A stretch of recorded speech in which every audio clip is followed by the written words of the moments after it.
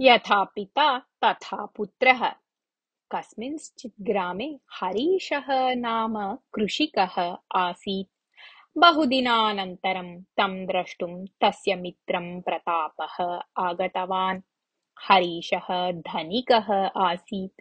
तस्य पिता कृषिकार्येण सह कुसीदवाणिज्यं कृत्वा अधिकं धनं सम्पाद्य पुत्रस्य निमित्तम् अपि सङ्गृहीतवान् आसीत्। हरीशस्य एकः एव पुत्रः आसीत्। पुत्रे विद्यायाः लेशः अपि न आसीत्।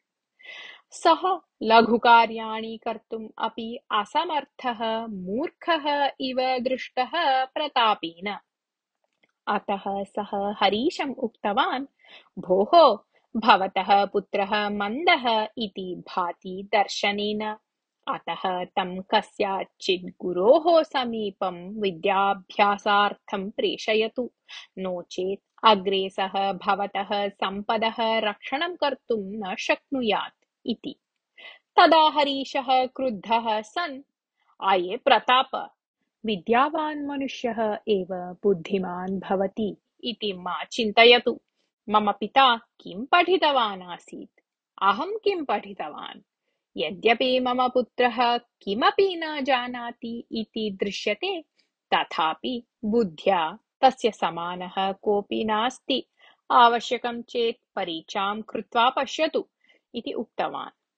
तदा प्रतापः हरीशस्य पुत्रम् आहूय, वत्स, एषः वृष्टिकालः उत शैत्यकालः उताहो ग्रीष्मकालः इति पृष्टवान्। तदा बालकः, अहं कालविषये किमपि न जानामि, परन्तु आपणे सर्वत्र आम्रफलानि एव दृश्यन्ते मया इति उत्तरं दत्तवान्।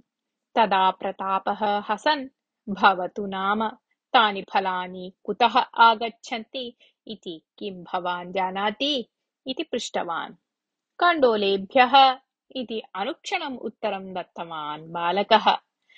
तत् श्रुत्वा हरीशः कोपेन स्वपुत्रं दृष्ट्वा प्रतापम् उद्दिश्य, प्रताप, भवता उक्तं युक्तम् एव अस्ति।